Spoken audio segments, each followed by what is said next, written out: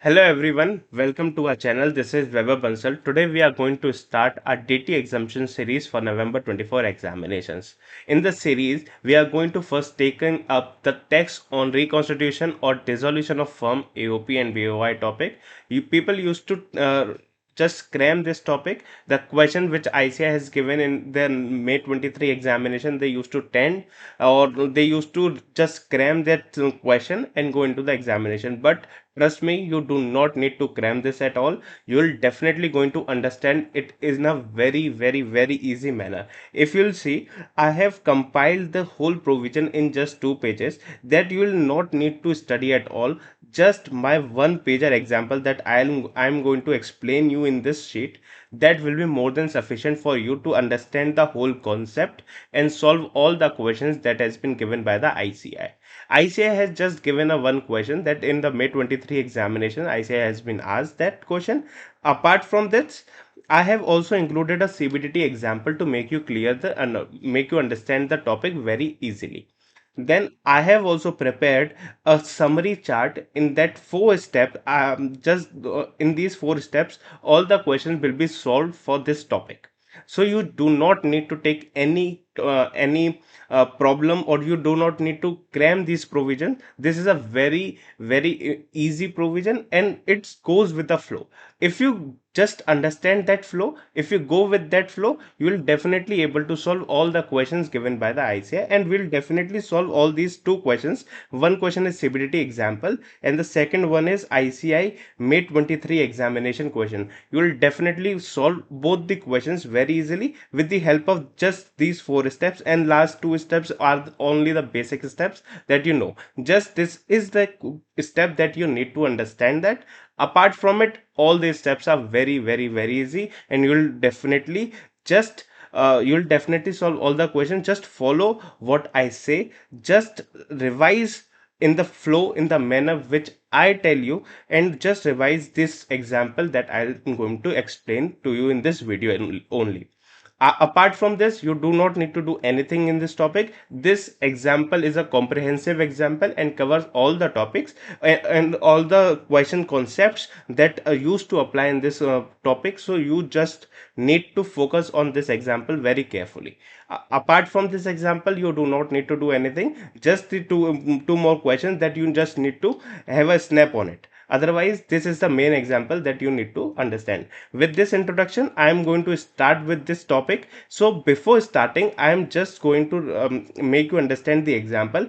After that example, you will read the provision and it will be very easy for you to understand now. So before starting anything, let us come on the example and understand that example in a very easy manner. So let's begin. Suppose this is ABC and company is a firm from which Mr. C is going to retire. If we see at the company balance sheet shows like this. See, the capital balance for C, as we require the C balance only, I am taking the C balance only, not the other partner's balance. Suppose the C balance is 60 lakhs. Okay. On the asset side, there is a plot number 1, which books value stands 10 lakh and the fair market value suppose say 50 lakhs. Okay. There is a plot 2. Book value is 20 lakh, fair market value suppose it's 60 lakh. Then there is a building. 50 lakhs is the book value and suppose is 80 lakhs is the fair market value. Okay. When the Mr. C retires, the firm transfers plot 1, just plot 1 to Mr. C. This is the provision. This is the total situation which is there. Now you understand that when there is a transfer of any capital asset, the capital gain attracts. This is the provision that we all know. This section 45(1), the charging section of the capital asset, says that if there is any transfer of a capital asset, the capital gain arises. So now in this situation, the capital gain arises. So the government told in section 9b, they introduced the section 9b, and said the corresponding capital gain will arise in this section. Now how will that be computed? The government said the full value of consideration shall be the fair market value of asset transferred. What the government said? The full value of consideration that we used to consider while calculating the capital gain will be the fair market value of the asset transferred. So the full value of consideration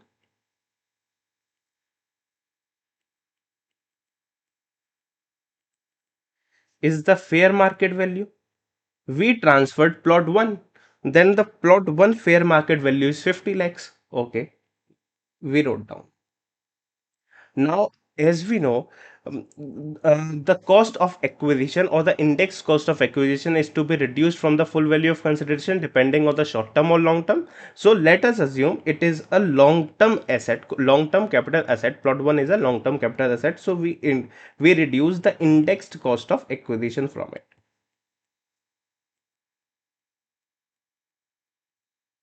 Let me assume the index cost of acquisition be 30 lakhs. Okay. So the capital gain will be 20 lakhs. No doubt till here. Okay. What will be the tax rate? As we all know, under the long term capital gain, the tax rate will be 20%. Okay. I compute tax rate 20%. It's 4 lakh. It's done. There will be health and education cess as well.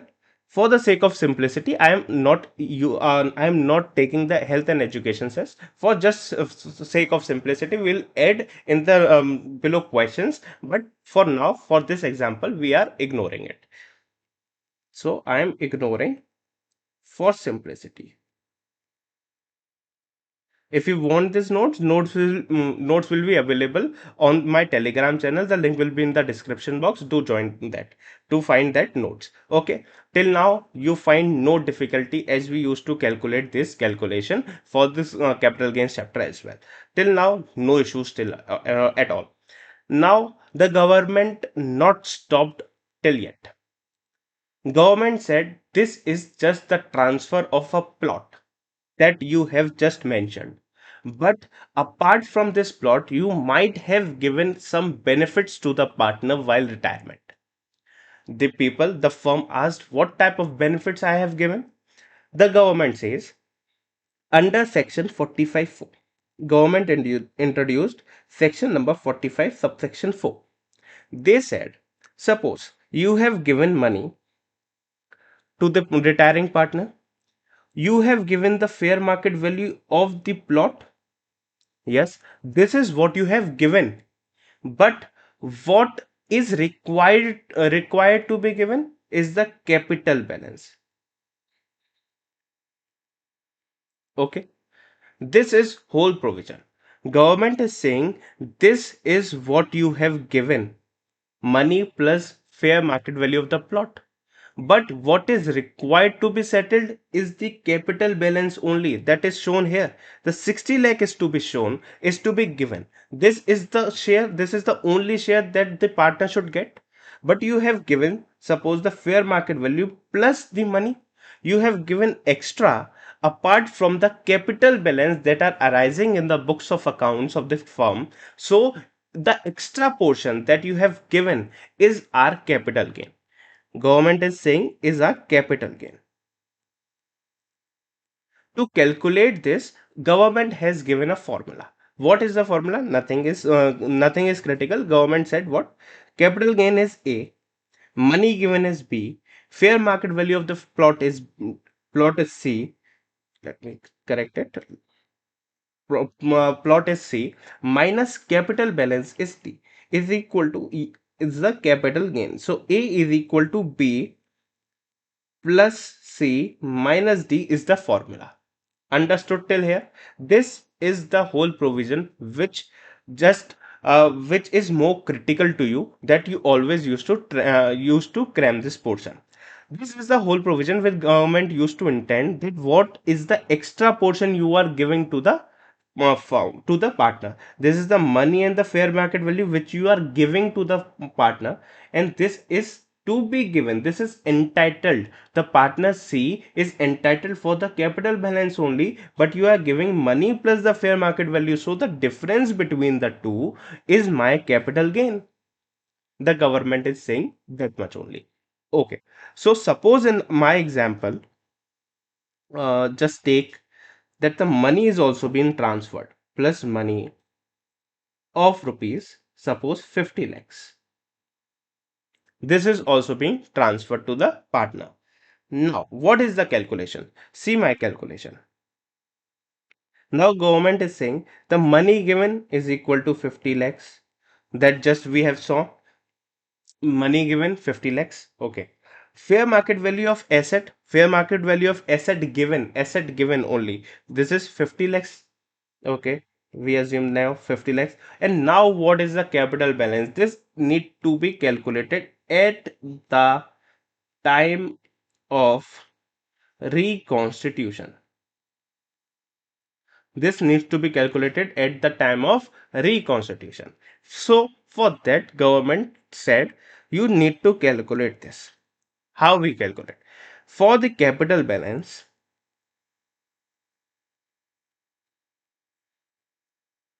government said what is the impact on your book profit due to reconstitution. So impact on book profit due to reconstitution. We said yes, there is an impact. What is the impact? Plot one book value is 10 lakhs, but the fair market value is 50 lakhs for the asset given. So the impact is 40 lakhs. 50 lakhs is the fair market value. And the books recognizes only 10 lakhs. So the impact on the book profit is of the 40 lakhs. Understood till now? Understood. Now less tax paid. This is suppose PBT, profit before tax. Now we have to reduce the tax paid. Suppose we have given this tax 4 lakh rupees. We have calculated in under section 9B. This is the tax to be paid by the firm. So reduce that. Now the profit after tax is 36 lakhs. If you know the appropriation of profit is to be given from the profit after tax only, so the appropriation to be given under the from the 36 lakh to the three partners, so the per partner share would be, so we divide from the number of partners. Number of partners is 3, A, B and C. As in our example there are only three partners, A, B and C. So we divided by 3. So the share per partner will be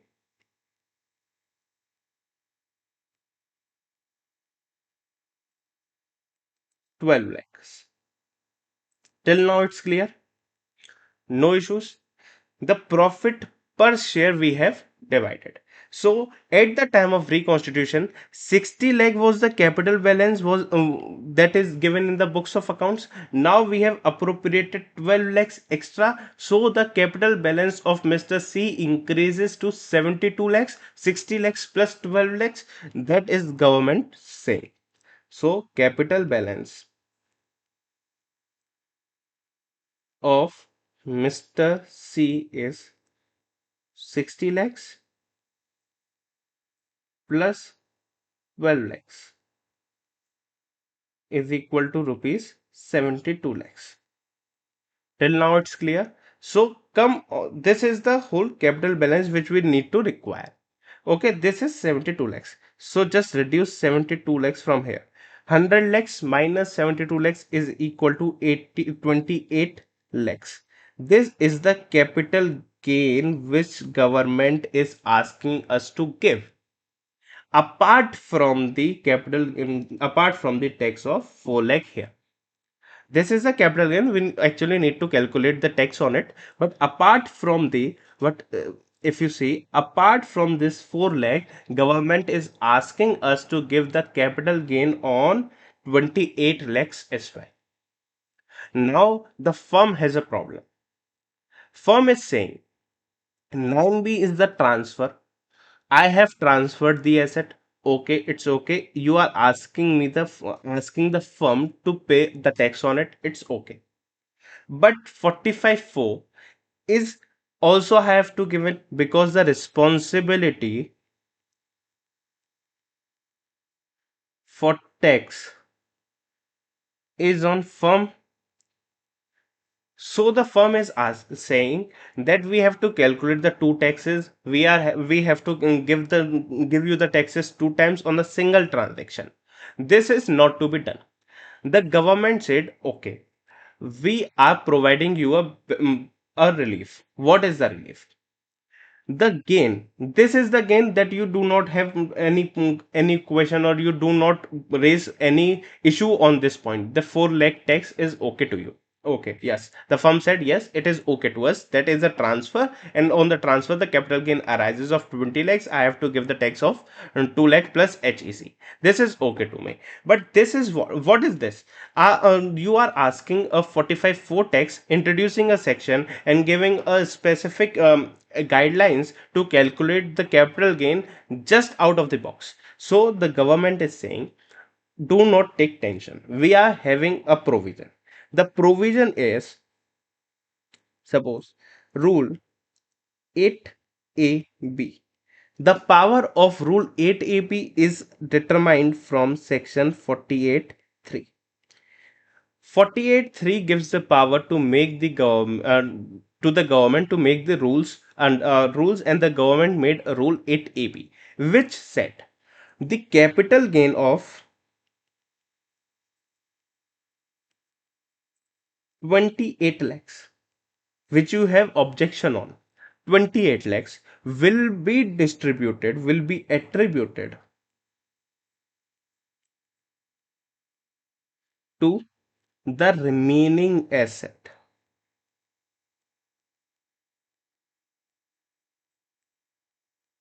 on the remaining assets in the increase in value ratio, in the ratio of just a minute, in the in the ratio of increase in value. Okay, understood. Now what are the remaining assets? If we see, the remaining assets are plot 2 and the building, because the plot 1 is already transferred to Mr. C. Now the remaining assets are plot 2 and the building. Okay, so come here, the plot 2 and building, these are the remaining asset in the ratio of increase in value. Now, what is the ratio of increase in value? The increase in value, if we determine the value increase, it's 40 lakhs. From 20 lakhs to 60 lakhs, it's 40 lakh increase. 50 lakhs to 80 lakhs, it's 30 lakhs increase. Okay, so increase in value ratio. So the 28 lakhs capital gain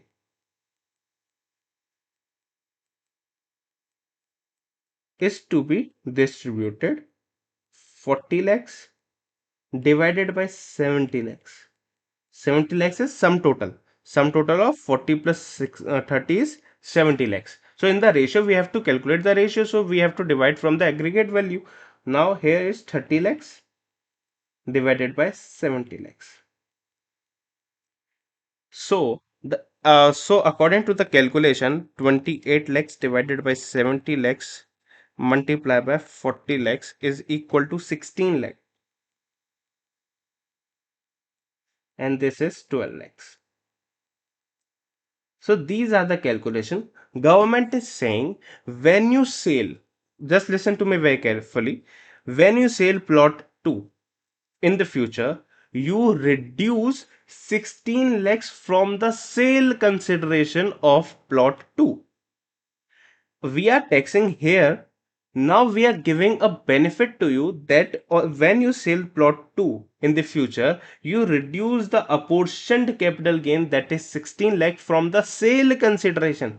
Remember, from the sale consideration, you have to remove this, and on the net sale consideration after removing this 16 lakh as a capital gain, which on which you have given the tax now, after reducing that sale consideration, after reducing the capital gain from the sale consideration, you will get the net sale consideration on which you have to calculate the capital gains. This is what government is saying. You have to just you have to just apportion, attribute the capital gain on the remaining asset. On that remaining asset, when you sold those remaining asset, the capital gain attributed to those remaining asset will be reduced from the sale consideration of those assets. Is this clear? Just I am repeating again, Rule 8AB. What it says, the capital gain which you are giving under Section 45(4) of 28 lakhs, which you are seeing that it is an extra tax the government is charging to you. So to provide a benefit of relief, the government is saying just appropriate that capital gain into the remaining assets, and when you sold those remaining asset, reduce that apportioned capital asset from the value of the sale consideration of that remaining asset, and on the net sale consideration give tax to us. This is what government is saying. Government is charging tax now and giving benefit or relief in the future. Is it clear? Clear. Now, as we see, the capital gain is divided into two parts, 16 lakhs and 12 lakhs. So the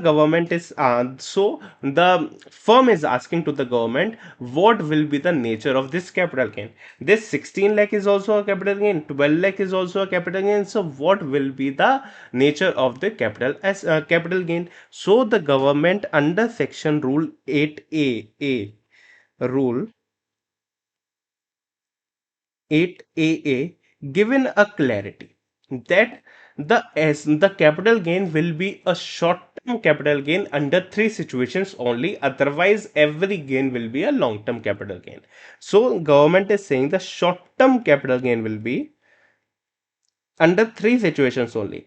First, when it meets the short term capital gain definition. Second, it is a part of block of assets. Third, it is a self-generated asset or self-generated goodwill.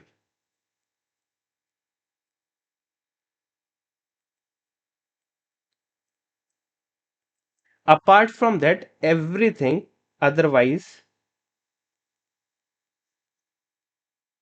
everything is long-term capital gain. Is it clear to you? The government said in the three situation the gain will be short term, otherwise in every situation gain will be long term. What are these three situations? If the asset meets the short term capital gain criteria definition. Secondly, if it is a part of the block of assets. Third, it is a self-generated goodwill or a self-generated asset. Then only it will be considered as a short-term capital gain. Otherwise, every gain will be a long-term capital gain. Okay, this is understood. This is the whole provision that government is trying to charge under section 9B and the 45(4). This is the whole chapter that you need to understand. Nothing extra. This is the whole calculation that you need to understand. And what is the main calculation part? The calculation part main is this. Just we have to calculate the capital balance at the time of reconstitution. If we calculated this is just a formula. These two figures will be given in the equation. You have to find this, and this is the whole provision that you are doing since intermediate. So this is not at all a tough part. The tough part is just this calculation of 72 lakhs, the capital balance amount that we have calculated now, and this is the only format that you will follow. If you follow this format, you will definitely going to get the answers very correctly in the first time itself. So this is the whole provision. Now I just need to brush up on few things, so listen to me very carefully. Under section 9B, this applies to both. First, reconstitution or dissolution. It applies to both, as transfer is on the both criteria, that transfer can happen as in the reconstitution as well, and transfer can happen in the dissolution as well. So section 9b applies in the both the criterias. But the point to memorize is section 45(4) does not talk about dissolution. It only applies on reconstitution. It does not talk about dissolution. Why it does not talk about dissolution? Because we have to apportion this.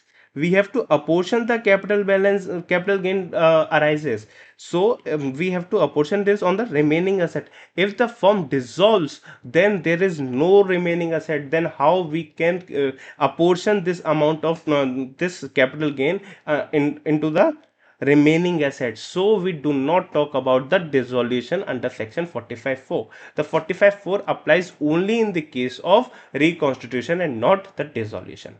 Is this clear till now? Okay. One more point that I need to discuss. Section 9b applies on two things: capital asset and stock in trade.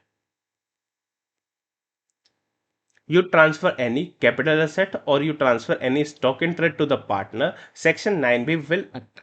Under the capital asset, you will find a capital gain,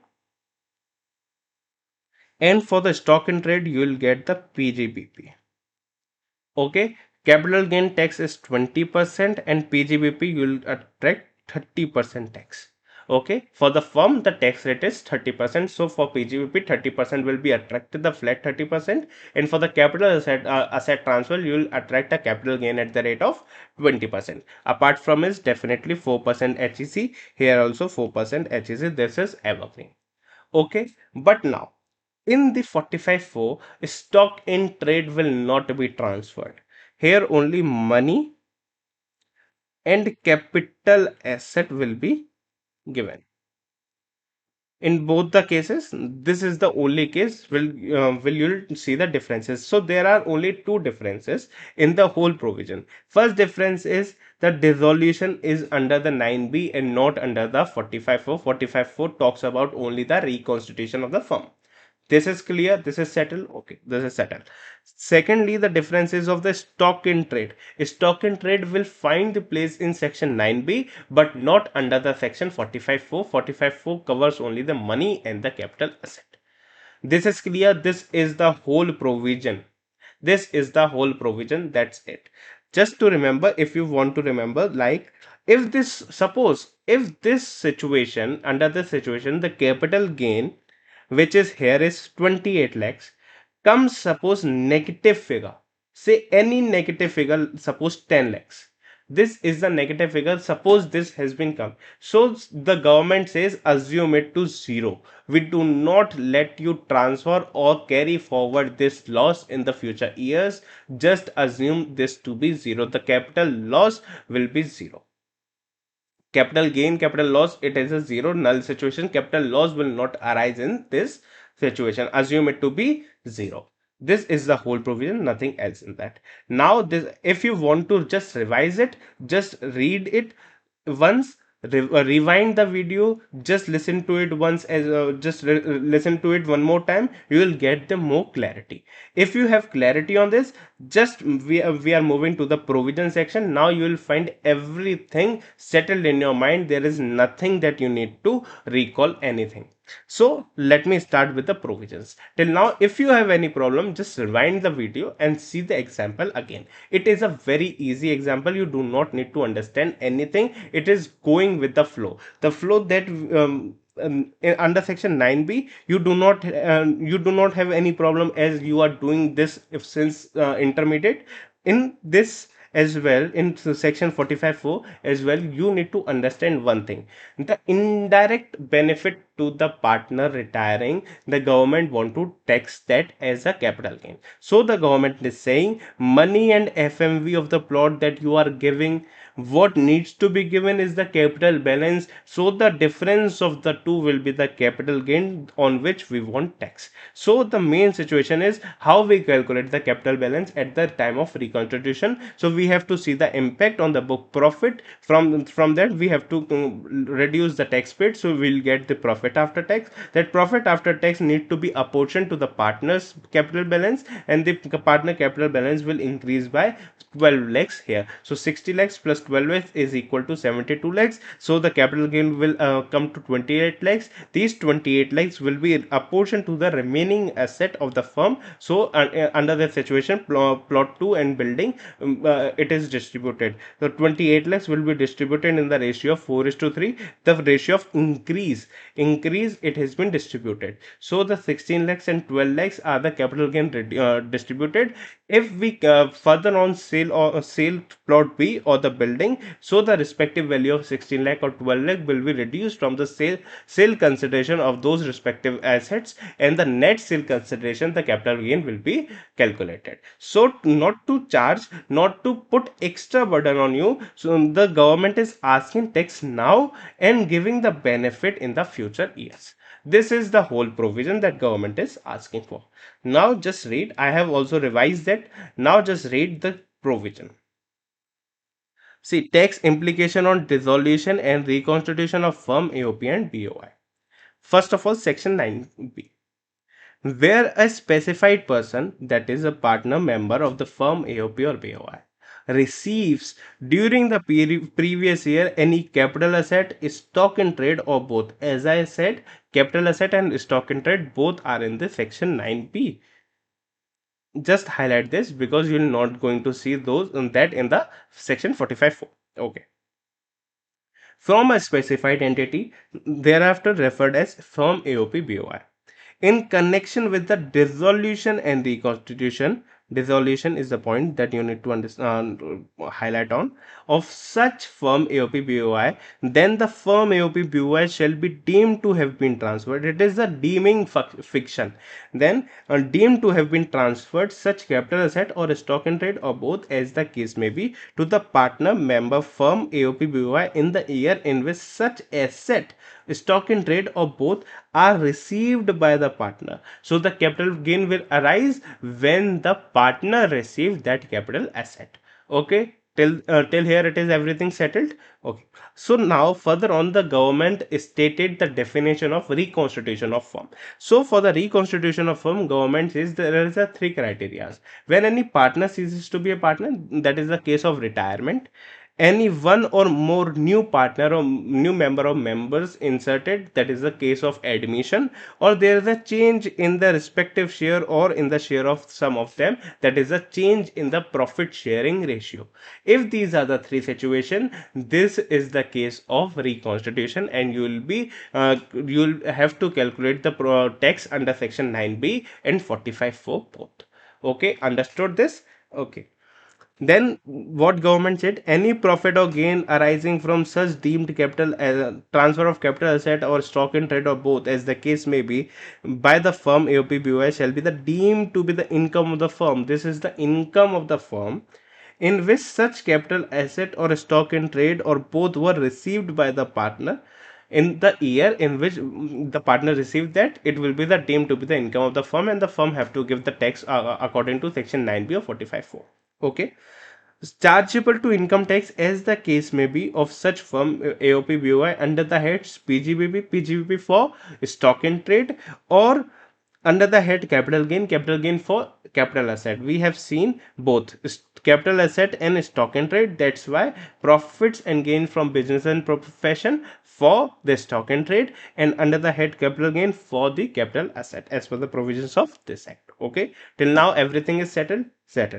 For this purpose, FMV of the capital asset shall be deemed to be the full value of consideration received. As I have said, the full value of consideration is the FMV. If you see, I have given here the full value of consideration is the FMV. Okay, and after that the CBDT receive some power from this section, that if there is any issue or for the removal of difficulty, they can issue any guidelines or the examples. So for removing the difficult in any difficulty arise in giving effect to the provisions of this section and section 45.4, the board may, with the approval of the central government, issue guidelines for the purpose of removing the difficulty. This is just a procedural aspect. You do not need to understand, do not need to remember this. Okay, now section number 45.4.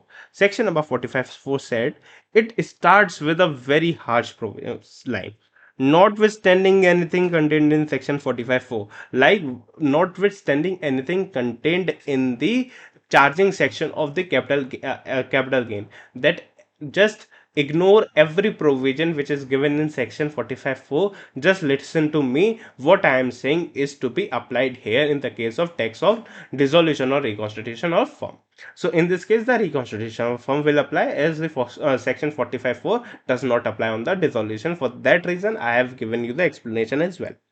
Now, where a specified person, again partner member, receives during the previous year any money and the capital asset, here you have not seen the stock in trade, okay, or both, from the specified entity firm AOP BOI in connection with the reconstitution of firm. Dissolution is not here. I have given the reasoning for that. Then any profit and gain arising from such received by the partner or member of the firm AOP BOI shall be chargeable to income tax as the income of such AOP BOI firm under the head capital gain. Here is not the PGBP, because here is not the stock in trade. Shall be deemed to be the income of the such firm AOP BOI of the previous year in which such money or capital asset or both were received by the partner member of the firm. Okay, the calculation is A is equal to B plus C minus D, that I have given. The value of money received plus fair market value of the capital asset received by the partner, capital asset received by the partner, not other assets, not remaining assets, not on the remaining asset, just the asset received by the partner. Is this clear? Okay. So now reducing the capital account balance at the time of reconstitution, that we need to calculate, that we have saw how we calculate this D portion. Okay, this is then we get the result as A, which is a capital gain. If the value of A is negative, it is deemed to be zero. The government is not letting you to uh, carry forward the provision. Now the balance in the capital account calculated of the firm AOPBI in the account, in the books of accounts of the firm AOPBI, is to be calculated without taking into the account the increase in capital account, okay, due to revaluation of any asset or due to self-generated goodwill or any other self-generated asset. If the government allowed that revaluation, so what will happen? Everyone is going to revalue its books of accounts. So if everyone revalues books of account, assume this, let's say it's 50 lakhs, the firm itself revalued it, then it's 60 lakhs, it's 80 lakhs. Now what is the problem that government will face? There is no capital gain here, there is no impact. If we see, if we put everything here, is also 50 lakhs. So there is 0, 0 minus 0, it's 0 divided by 0. There is no transfer extra. So here will amount will become 0. So everything will be 0. Government will not get any tax. So the government said there is no provision of giving the revaluation of asset or the self-generated goodwill. There will not take any effect to those. Now the government said the provision of section 45 for the tax under section 45(4) will be in addition to section 9b. It is not said that 9b will apply and not 45(4), or 45(4) will apply not 9b. The government said it clearly, the 9b and 45(4) both will apply independently. In addition to the provision of section 9b, and the tax under the said provision, that is 45(4), will be worked out independently. These are the two provisions which we need to understand. Now I said the provision, the manner of apportionment, the power is given under section 45.4 to 45, sorry, 48.3 to make rules. So this is the provision 48.3. If any money or capital asset, because why here stock in trade is not written, because the power is of apportionment is under section 45.4. Then 45.4 gives the power for money and capital assets only. We have seen here money or capital asset, the stock in trade is not covered under 45.4. That's why the 45 here also money or capital asset is given, not the stock in trade. Then the amount chargeable to income tax as income of such firm AOP BOI under section 45.4 which is attributable to the capital asset being transferred by the firm AOP BOI shall be calculated in the prescribed manner. Here it is given the power to the CBDT in the prescribed manner to make the rules. Shall be allowed as a deduction in computing capital gain on remaining capital asset held by the firm AOP BOI. This is the power, and now we have to calculate as per the rule 8AB to revaluation of any asset or the firm AOP BOI. Here we have to just make the we have to make the ratio. So the capital asset in our case is 28 lakhs.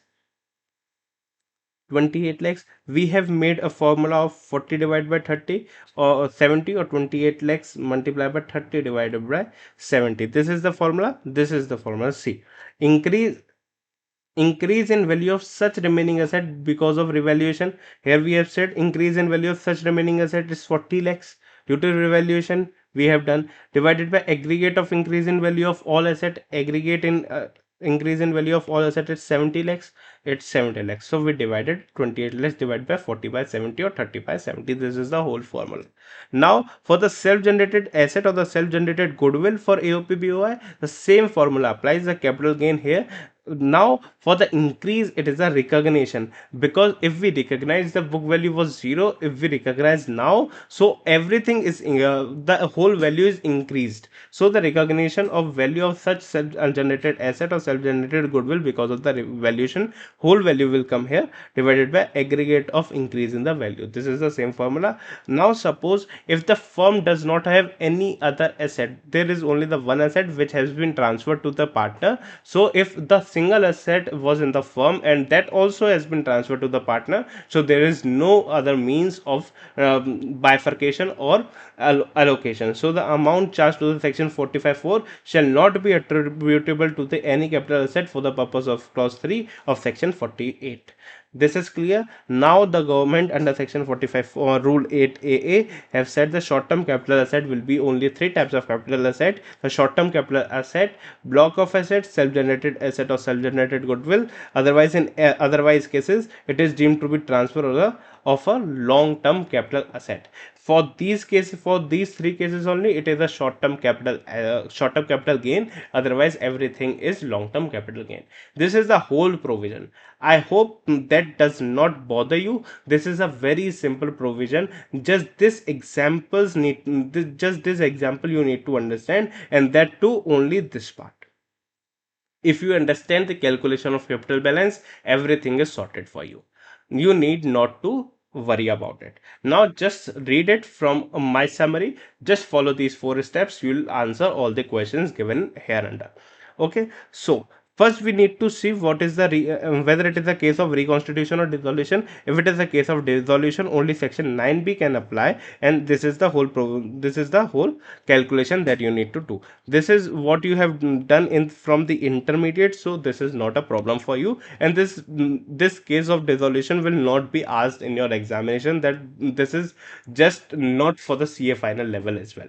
So now the question can be asked from the reconstitution, and I am this is my gut feeling that you are going to get a reconstitution question in your examination in your exam for November 24.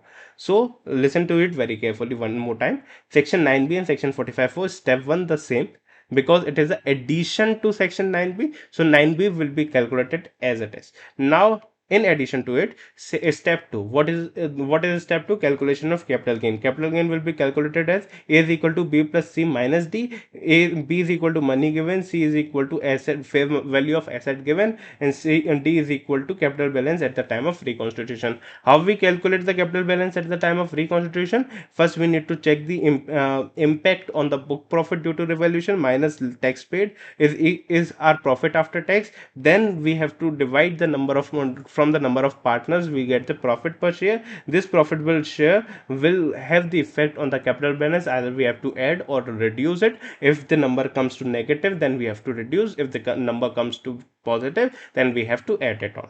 Now step 3, rule 8ab, that we have to apportion on the remaining asset in the ratio of increase in the value. And apart from it, rule 8ab, it says the nature of capital gain. What will be the nature of capital gain? If it is it is covered in the three cases, that is the short, it is meeting the definition of short term asset, block of asset, self generated goodwill, then it will be classified as short term capital gain. Otherwise, in any situation, every situation, it is a long term capital gain. And now under section 9b, stock in trade and capital asset are there, but under section 45(4) only money and capital asset is there, not the stock in trade. This is the whole provision that we have studied till now, and with this with the help of this provision only, you'll easily solve both the questions, CBDT example question as well and the May 23 examination as well. Both the questions will be solved with these following steps only: step 1, step 2, step 3, and step 4. So before starting further and solving the questions, just take a 2 minutes gap, 2 minutes break, drink some few water, and we'll start further on. So just take a few minute break, revise it if you have any problem. Otherwise, we're going to start with the questions. Okay, let's meet with within a 2 minutes. Okay, just start with question number 1. See, we'll read the question very smoothly, very slowly.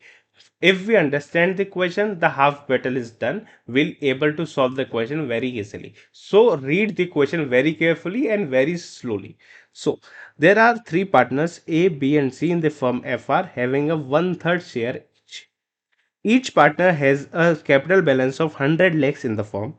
There is a piece of land as of the book value 30 lakhs. The land was acquired by the firm more than 2 years ago. So it is hinting that it is a long term asset. Okay. There is a patentee whose written down value is 45 lakh. Written down value is equal to block of asset. So it's a short term. Okay. The patent was acquired, developed, registered 1 year back, and there is cash of 225 lakhs. Partner A wishes to exit, so Mr. A is going to exit. The firm revalues its land and patent based on the valuation report from the registered valuer as defined in Rule 11U of the rules, and as per the valuation report, fair market value of land S is 45 lakh. So the fair market value of land S is 45 lakh, and fair market value of patentee is 60 lakhs. Till now everything is clear.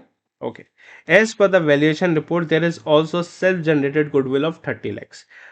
The goodwill was not recognized earlier. This is the fresh and the newly recognized goodwill of 30 lakhs.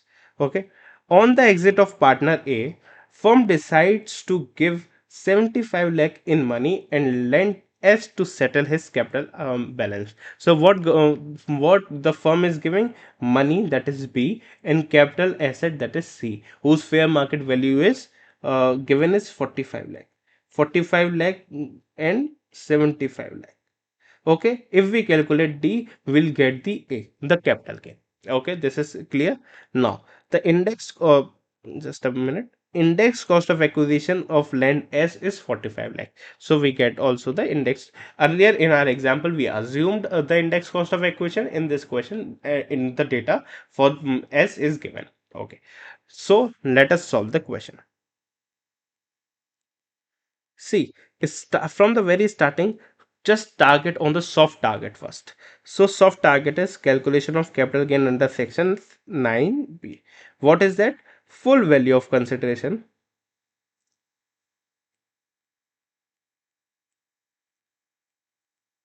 That is the fair market value.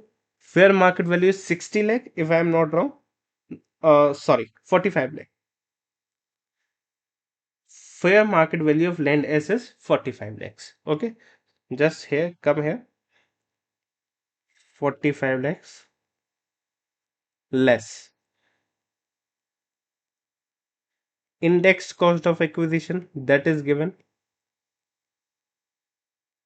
same given, 45 lakh only. So the capital gain is 0. Under section 9b, capital gain is 0 because the index cost of acquisition is also 45 lakh. The fair market value also 45 lakh, index cost of acquisition is also 45 lakh. So the capital gain under section 9b is 0. Let's come on to the target section number 45.4. This is our step 1. Now this is our step. Okay. Step 2. What is the step 2? Is A is equal to B plus C minus D. What is money given? B is the money given. Money given is 75 lakhs. And S is to be settled. S fair value is 45 lakhs. So 75 lakhs plus 45 lakhs. Okay. 75 lakhs plus 45 lakhs. Now we have to calculate the capital balance. So for that we have to make a working note.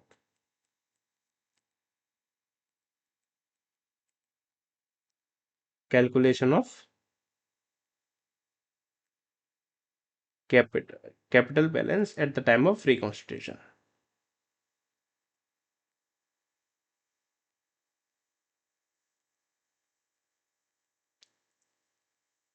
Okay.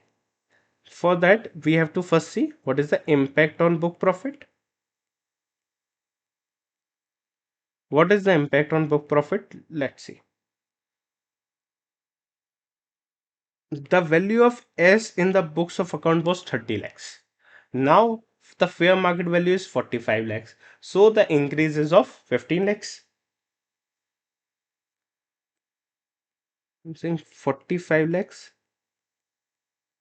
minus 30 lakhs. So the increase is of 15 lakhs. Is it clear? Reduce tax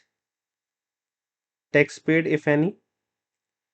We have no capital asset capital gain under section 9b, so the tax paid is 0. So the profit after tax is 15 lakhs. Okay, to be divided by number of partners, the 3 partners. So the profit share per partner is 5 lakh. Now this is a profit to be distributed, so we'll increase the capital account. So the revised capital balance will be 100 lakhs as given in the equation, then 5 lakhs as well. So it is 105 lakhs that need to be reduced from here. See, 100 lakhs is given in the equation. The capital balance of each partner is 100 lakhs. So we assume we just added the 100 lakhs plus 5 lakhs is equal to 105. So the capital gain is 105. For 45 plus 75 minus 105 is equal to 15 lakhs. A is equal to 15 lakhs.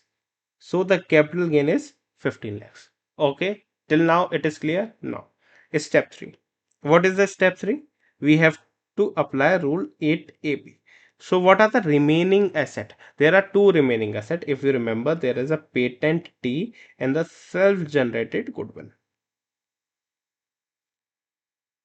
Okay, because money and the S we have given, there is no other asset.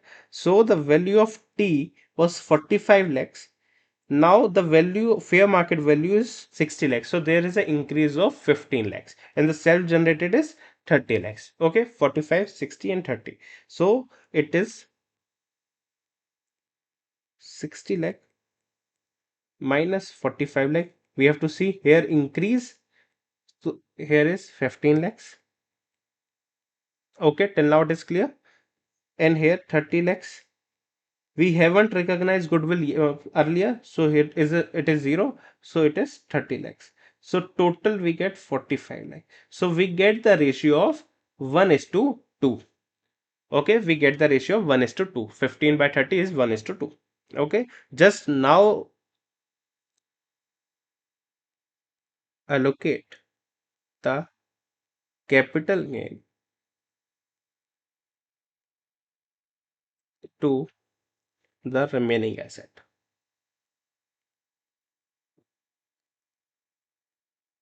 Okay, so what is the remaining asset capital gain? If you see, 15 lakhs is the capital gain. Okay, patent, patent T and self-generated goodwill.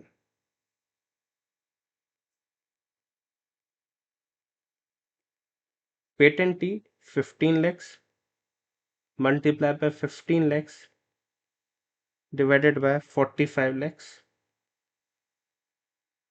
and here is 15 lakhs multiplied by 30 lakhs divided by 45 lakhs is equal to that we get 5 lakhs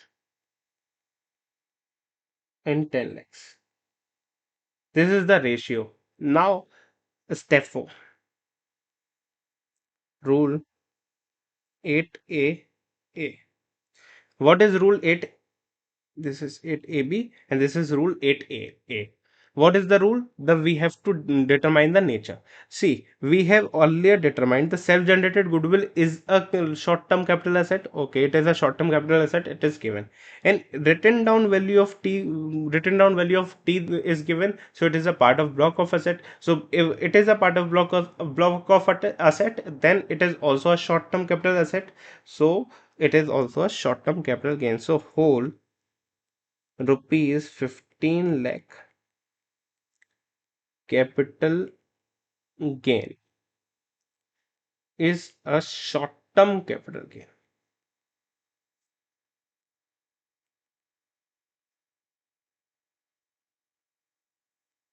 It is understood. This is the whole question. Just we have followed, the question is complete. Just we have followed our steps.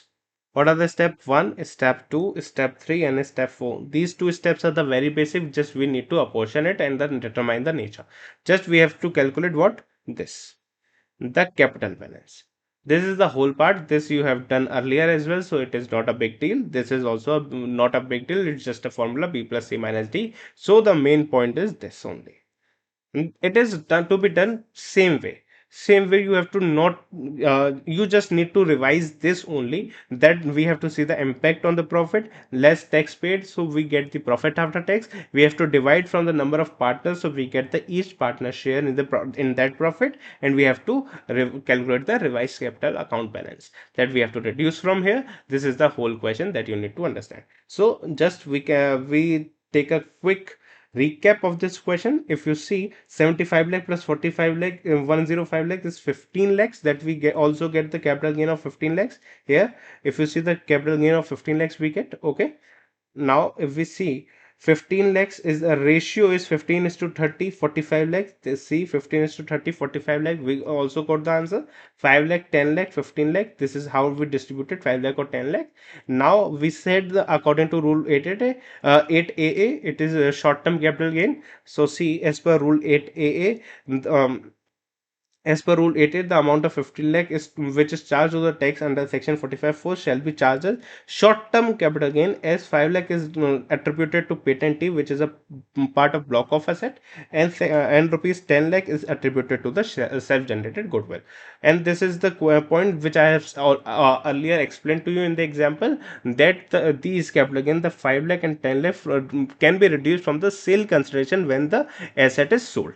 So similarly, when the goodwill gets sold subsequently, rupees 10 lakh would be reduced from its sale consideration when under section 48(3) in computing the capital gain of such goodwill.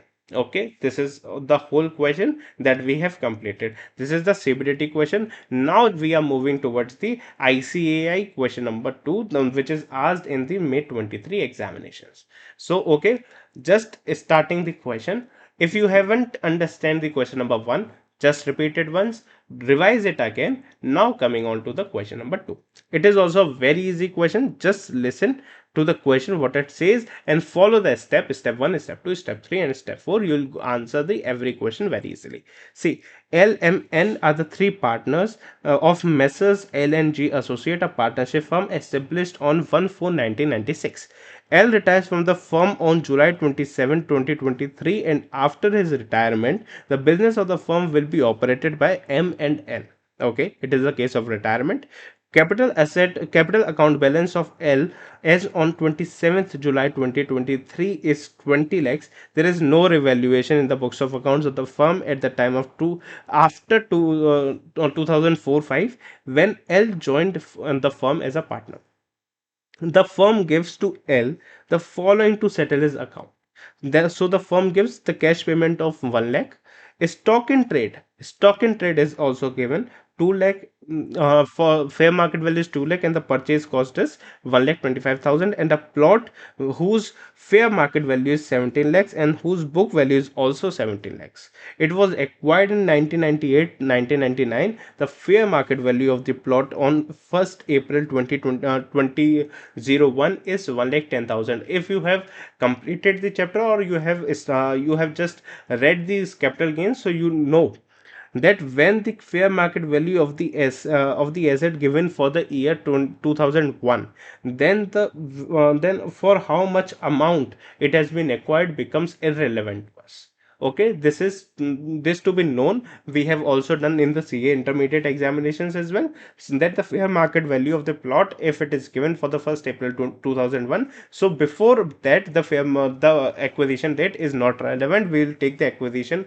cost will be uh, of the 1 April 2001. Okay, you are required to calculate the taxable income as per the provisions of Income Tax Act for 1961 for L and G Associates for the assessment year 24-25. Cost inflation index is given. FY 23-24 is 348 and FY 0102 is 100. So this is the whole question. I hope the question is very easy. I hope you get the question, and it is going to be very easy if we solve those.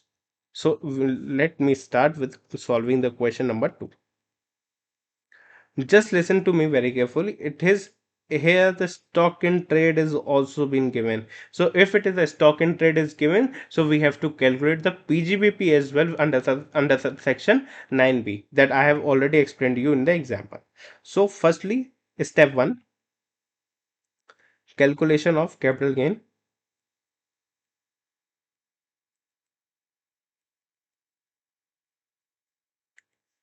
Or suppose business income under section 9B. Okay.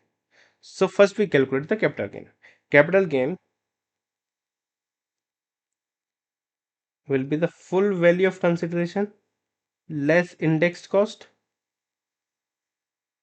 Full value of consideration is fair market value. So what is the fair market value? We have given the asset. So asset fair market value is 17 lakhs.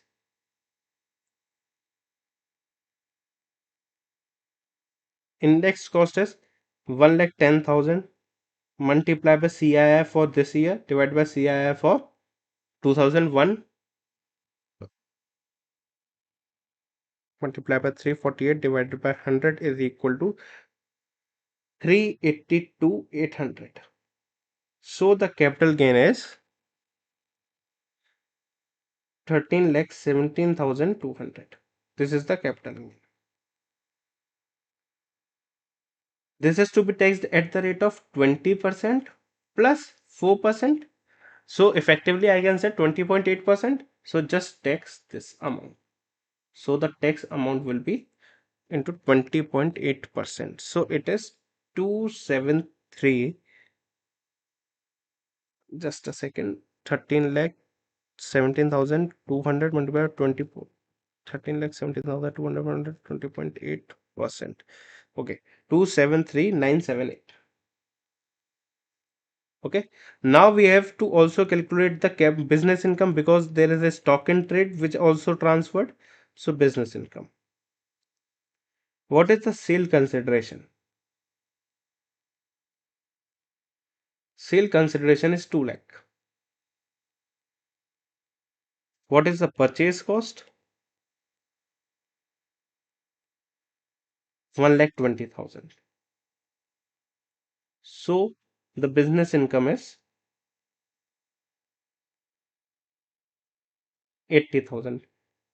As also explained in the example, business income is taxed at the rate of 30% plus 4% health and education cess. So effectively, I can say it is at 31.2% effective tax rate.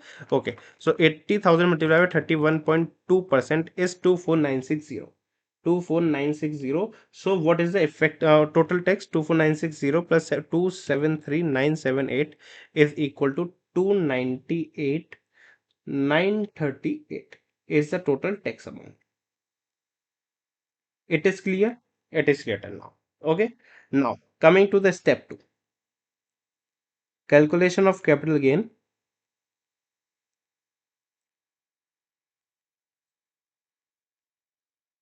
under section 45(4).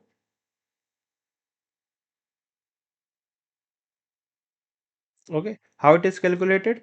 A is equal to B plus C minus D. So just see, cash given is 1 lakh, fair market value of asset given is 17 lakhs. See, just see, cash payment is 1 lakh, fair market value of asset given is 17 lakhs. Stock in trade is not a capital asset, so we do not take stock in trade here. Okay, this is, now we have to calculate D. So for calculation of D, it is a working note that we need to make. Calculation of capital balance.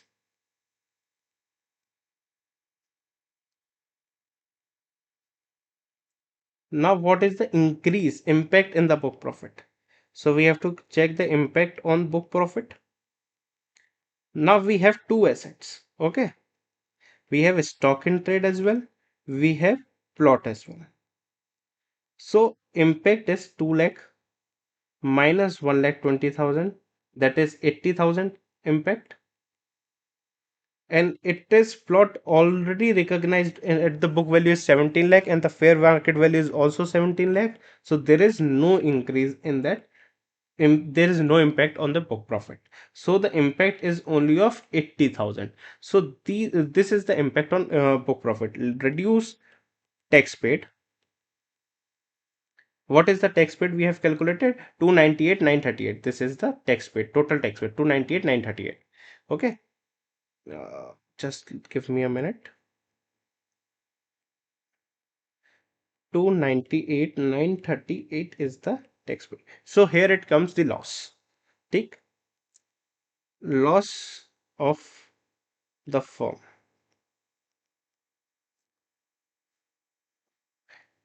218,938 is the loss. It's to be apportioned to the number of partners. There are 3 partners. So divided by 3, 218,938 divided by 3 is, we get 72980. 72980 is the loss amount that need to be transferred, loss per partner. Now it is a loss, so we have to reduce it from the capital balance. So the revised capital balance is, see, what is the capital balance? Capital account balance for L is 20 lakhs. So 20 lakhs. So 20 lakhs minus 72980 is equal to, 20 lakhs minus 72980 is equal to 19 lakhs rupees, 19 lakh 27,020. Reduce it from here, 19 lakhs 27,020. Okay, plus 18 lakhs. So it is a loss. So capital loss. Or we can say capital gain minus 127,020. I have already explained, if this value comes to negative, then we assume it to be 0. So capital gain here is 0. Okay, it is clear. This is the whole question. Now just we need to apportion it. See, rule 8, let's check. Rule 8AB. What are the remaining asset in this question? There are only two assets: stock in trade and plot. All these are transferred, so there is no remaining asset. So whether rule 8AB can apply? No, it cannot apply. Can't apply, as no other remaining asset. ठीक? Okay. Now rule 8AA. If there is no apportionment, so rule 8A, the determination of nature of capital gain, can not also apply, so not applicable. This is the whole question. Just what is the extra part we have done? We have done the extra part, this. Business income is the extra part that we have completed here. See, this is the extra part. That these are the things that you are already going to do in the last previous question as well, and in the example as well. The stock and trade part has been newly introduced in this question. If let us check the same with the answer sheet. If we see the PGBP is 80,000, capital gain is 200. 80,000, 1370, 200. Okay, correct. Total income, that is 1397, 200. This is this plus this 1397, 200. This is the total income. This plus this. Okay. Because since income chargeable is negative, it is deemed to be 0. 127,020 is the negative capital balance account. 127,020 is the negative capital balance capital gain account. Okay, now on the working note we can see is 1927,020, that is the capital balance account. So it's 1927,020. The same revised capital account is also here. So the question is these two provisions is not applicable, so the question also does not talk about that two rules. So this is whole provision of section 9, section 9b and section 45(4). I hope this is very clear to you. There is no need to mugging up of these provisions. This is very simple. You just need to revise this part, this 1.5 page. It merely take 1.5 minute or 2 minutes to revise this, and after that you just need to cover up these two questions. Or if you do not have time to cover these two questions, just remember this example. Everything is covered in this example. So this is a whole provision of section 9b and 45(4). I hope this is very clear to you. And if you that's it for the video for today. If you want if you want me to explain any other topic, so you can also to leave the comment, or also join our telegram channel, which in which I personally reply to each and every query. And if you like our session, please do if you do press the like button, subscribe and share with your friends as well. We are coming up with the next topic very soon, on the another topic, making it also very easy for you to understand. So till now, take care, all the best for your examinations, and just keep on revising the things. So if you want to revise this lecture, just take the printout or just download this file from our telegram channel, and you can easily revise it within a period of 5 to 10 minutes only, not more than that for this topic. Okay, thank you so much for joining in. Let's meet in the another session coming very soon.